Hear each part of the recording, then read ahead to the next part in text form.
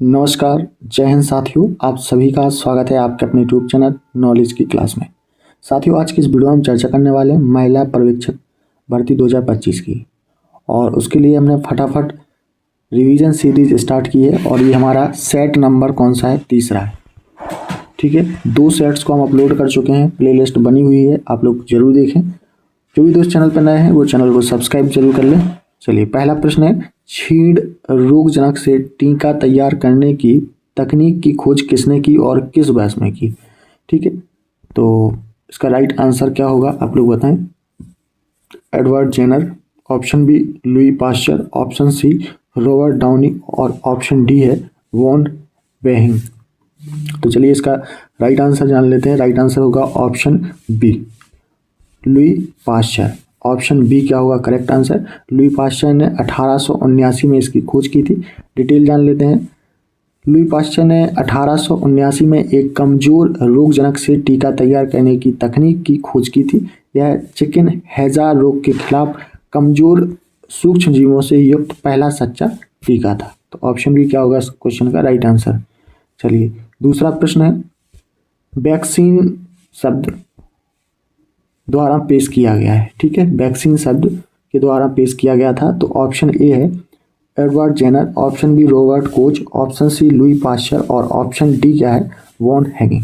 तो इसका right answer हो जाएगा ऑप्शन ए एडवर्ड जेनर के द्वारा वैक्सीन शब्द का प्रयोग किया गया था। ठीक है, डिटेल जान लेते हैं। वैक्सीन शब्द एडवर्ड जेनर द्वारा गढ़ा गया था। वैक्सीन कमजोर रोगजनक का निलंबन या अर्क है जिसे स्वस्थ व्यक्ति में इंजेक्ट करने पर रोग के लिए सक्रिय प्रतिरक्षा प्रदान होती है। तो ऑप्शन ए क्या होगा राइट आंसर। चलिए, अगला प्रश्न है, जेनर ने डैश का उपयोग करके चेचक का टीका तैयार किया। ठीक है, तो चेचक का कमजोर रोगजनक, चेचक का मारा गया रोगजनक, और ऑप्शन सी है काउपॉक्स का कमजोर रोगजनक, और ऑप्शन डी है काउपॉक्स के दोनों से रोगजनक। तो चलिए इसका राइट आंसर जान लेते हैं। राइट आंसर होगा ऑप्शन डी। ऑप्शन डी क्या होगा करेक्ट आंसर? काउपॉक्स के दोनों से रोगजनक। एडवर्ड जेनर ने गाय के दोनों से दानों से रोगजनक का उपयोग करके चेचक का पहला टीका तैयार किया। उन्होंने गाय के चेचक से पीड़ित दूध वाली के घाव से तरल पदार्थ का एक स्वस्थ लड़की के शरीर में इंजेक्ट किया जिसे बाद में चेचक नहीं हुआ। ठीक है, तो राइट आंसर होगा ऑप्शन डी। चलिए, अगला प्रश्न है, जेनेटिक इंजीनियरिंग के माध्यम से उत्पादित टीकों को सुरक्षित क्यों माना जाता है? तो आपके ऑप्शन है, उनमें केवल रोगाणु का आवरण होता है। ऑप्शन बी है वे रोगाणु का क्षीण रूप होते हैं। ऑप्शन सी है उनमें रोगाणु का मारा हुआ रूप होता है। ऑप्शन डी उनमें रोगाणु के सभी जीन होते हैं। तो चलिए राइट आंसर जान लेते हैं। राइट आंसर होगा ऑप्शन ए, उनमें केवल रोगाणु का आवरण होता है। ठीक है, ऑप्शन ए क्या होगा करेक्ट आंसर?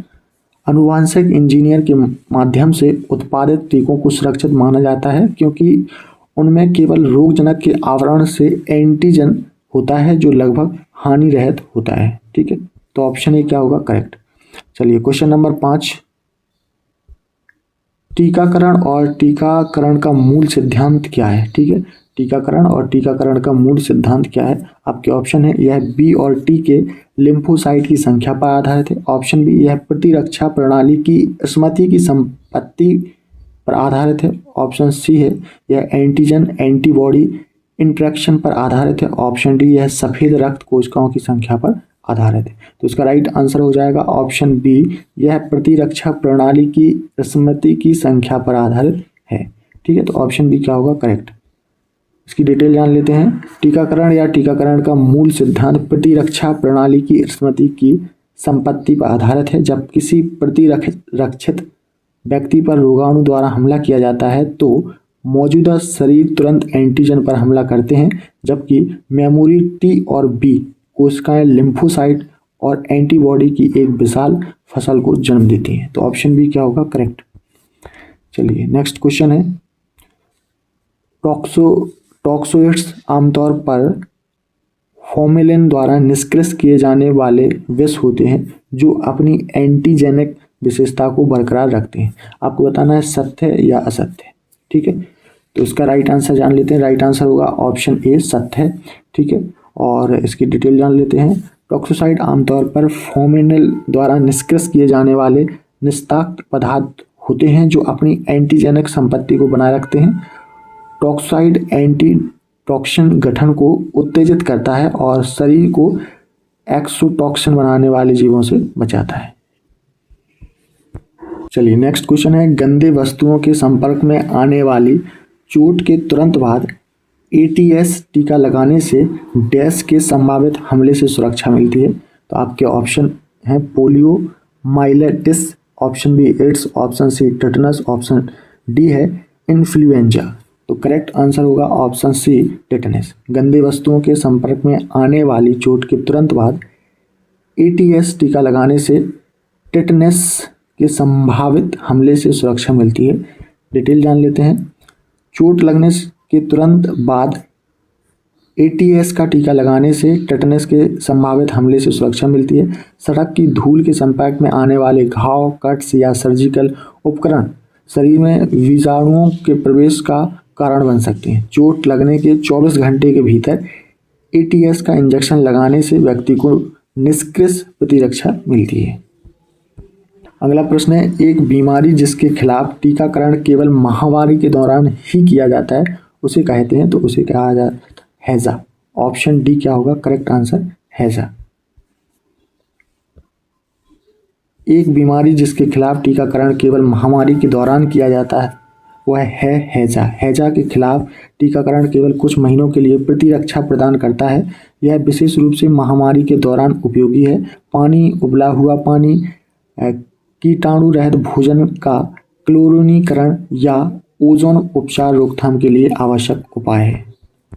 अगला प्रश्न है, निम्नलिखित में से किस खोज के लिए बॉन हैगिंग को नोबेल पुरस्कार दिया गया था। तो आपके ऑप्शन है निष्क्रिय प्रतिरक्षा की खोज के लिए, सक्रिय प्रतिरक्षा की खोज के लिए, पहला सच्चा टीका खोजने और बनाने के लिए, लोगों को चेचक से बचाने के तरीकों की खोज के लिए। तो इसका राइट आंसर होगा ऑप्शन ए, निष्क्रिय प्रतिरक्षा की खोज के लिए इन्हें नोबेल पुरस्कार दिया गया था। ऑप्शन ए क्या होगा राइट आंसर, ठीक है। आप यहाँ पर डिटेल को पढ़ सकते हैं। चलिए नेक्स्ट क्वेश्चन है,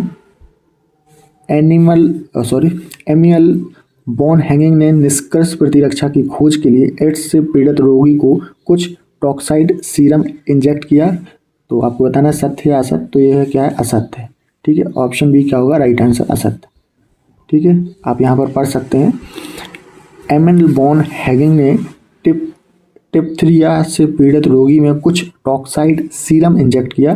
उन्होंने टिप्थरिया से संक्रमित एक भेड़ से कुछ खून निकाला और सीरम को जमने देकर अलग कर दिया। उन्होंने इस सीरम को डिप्थीरिया से पीड़ित रोगी में इंजेक्ट किया, ठीक है। आप याद रखेंगे, डिप्थीरिया से पीड़ित रोगी में इंजेक्ट किया। कुछ ही घंटों में वह नाटकीय रूप से ठीक होने लगी। चलिए अगला प्रश्न है, टीकाकरण और प्रतिरक्षण के संबंध में निम्नलिखित में से कौन सा कथन गलत है, गलत बताना है, ठीक है। चलिए पहला है, प्रतिरक्षण विशिष्ट एंटीबॉडी उत्पादन में वृद्धि की घटना, सही है ये। टीकाकरण स्वस्थ व्यक्ति में हानि रहित एंटीजेनिक सामग्री के टीकाकरण की प्रक्रिया, ये भी सही है। और टीकाकरण और एंटी सीरम के इंजेक्शन के माध्यम से प्रतिरक्षण किया जाता है, ये भी सही है। तो ऑप्शन सी क्या होगा करेक्ट आंसर, एक एकल टीकाकरण पर्याप्त प्रतिरक्षा देता है और जीवन भर रहता है, ठीक है। तो ऑप्शन सी क्या होगा गलत, ठीक है। एक बार का टीका पर्याप्त प्रतिरक्षा प्रदान करता है और आजीवन रहता है, यह गलत कथन है। यह पर्याप्त प्रतिरक्षा नहीं दे सकता है, इसलिए टीके की 2 से 3 बूस्टर खुराक बाद में विशिष्ट अंतराल पर दी जाती हैं, ठीक है। तो आप लोग याद रखेंगे। तो यहाँ पर हमने बहुत ही महत्वपूर्ण टीकाकरण से रिलेटेड प्रश्नों को देखा, जो आप सभी की डिमांड थी कि सर टीकाकरण से रिलेटेड कुछ प्रश्न लेके आएँ, ठीक है। तो हम आपकी जो भी डिमांड होती है, जो जिस भी टॉपिक की, उससे रिलेटेड प्रश्न लाने की कोशिश करते हैं। बस आपसे उम्मीद करते हैं कि वीडियो को जितना हो सके शेयर करें, लाइक करें, और जिन साथियों ने अभी तक चैनल को सब्सक्राइब नहीं किया है वो सब्सक्राइब जरूर कर लें, ठीक है। ये हमारा पार्ट कौन सा था, तीसरा। 2 पार्ट हम अपलोड कर चुके हैं, आपने नहीं देखे हैं महिला पर्यवेक्षक भर्ती के, तो जरूर देखें। मिलते हैं नेक्स्ट पार्ट में, तब तक के लिए नमस्कार, जय हिंद।